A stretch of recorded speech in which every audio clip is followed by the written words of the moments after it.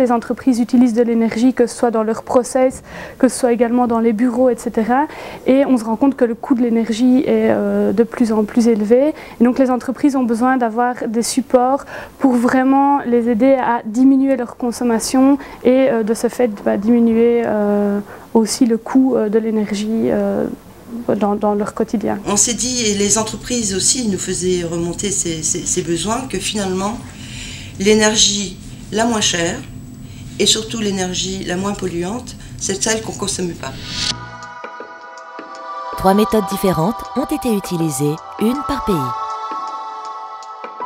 Au Luxembourg, des prédiagnostics ont été réalisés en entreprise. Au Luxembourg, nous avons réalisé des prédiagnostics, c'est-à-dire ce sont des analyses préliminaires pour les entreprises. C'est une analyse rapide, mais qui ne permet pas de prendre directement des décisions. Aide juste les entreprises à savoir où elles en sont. Donc, pour l'instant, les entreprises réfléchissent plutôt à quelles étapes elles vont suivre par la suite. En Lorraine, la méthode utilisée est le diagnostic.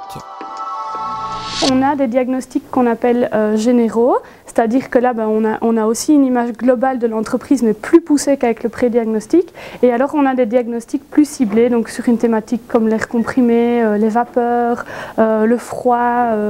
Voilà, donc là on a vraiment différentes thématiques qui peuvent être ciblées pour en retirer des pistes d'amélioration possibles. Cette méthode a été utilisée par Wellman, basé à Verdun en Lorraine. Wellman fabrique, à partir de bouteilles de PET, des paillettes qui sont ensuite transformées en fibres textiles. Alors qu'est-ce qui a motivé ce choix? Il faut dire qu'en 2009, nous avons fait notre bilan carbone et nous nous sommes aperçus que l'énergie, c'est-à-dire l'électricité et le gaz, les deux énergies utilisées sur ce site, étaient une grosse dépense pour nous, était une grosse partie de notre production de CO2. Et en plus, comme l'énergie augmente d'une manière importante, donc nous avons décidé de travailler sur ce poste. Alors la méthode que nous avons utilisée est une méthode à base de diagnostic.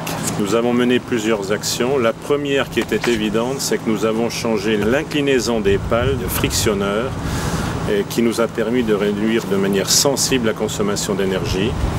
La deuxième chose, c'est que nous utilisons maintenant des moteurs haut rendement et puis aussi des réducteurs à couple conique qui ont de meilleures performances. Nous avons également fait des travaux sur l'énergie réactive en installant des batteries de condensateurs supplémentaires. Et si nous comparons les 2 derniers mois de 2010 et le premier de 2011, nous avions du réactif à hauteur de 1 200 € et sur les 2 derniers mois de 2011, nous sommes à 480 € de dépenses.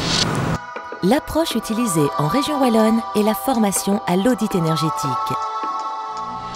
On leur a appris à reconnaître évidemment les vecteurs d'énergie qu'elles utilisaient, mais également pourquoi l'énergie était utilisée, dans quel domaine dans l'entreprise, quelle était la partie la plus énergivore dans l'entreprise, comment les reconnaître, comment calculer un indice d'efficience énergétique, donc comment se comparer à l'année précédente ou à l'année encore avant pour être sûr qu'on est dans le bon et qu'on va encore pouvoir s'améliorer, et définir à la fin de la formation, en une demi-journée avec l'ensemble des personnes responsables dans l'entreprise, différentes pistes d'amélioration et leur retour sur investissement.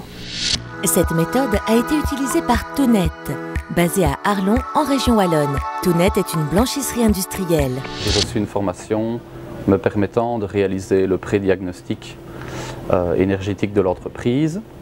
En finale, nous avons un audit complet pour chaque machine, chaque réseau. Alors, les actions qui ont été mises en place, c'est une rénovation du réseau air comprimé afin de réparer des petites fuites qui se révèlent en fait très énergivores. Ensuite, c'était un remplacement de la production donc, du compresseur, donc production d'air, d'une machine à vitesse fixe par une machine à variateur de fréquence, ce qui permet d'économiser environ 30% d'électricité. La troisième action qui a été mise en place a été le remplacement complet de toute l'isolation du réseau vapeur, ce qui amène à des gains très importants également. Suite à la mise en place de ces actions correctives, une réduction du coût des factures d'environ 5% a été observée. l'outil ou le concept le plus simple quand on est dans ces domaines de l'énergie, c'est de mesurer les pertes ou de mesurer les fuites. Une fois qu'on connaît les pertes d'énergie et ou les fuites, on peut tout à fait mettre en place un plan d'action qui va permettre de faire en sorte que la facture énergétique soit moins élevée et que l'entreprise soit également moins polluante, c'est-à-dire limitation en gaz à effet de serre.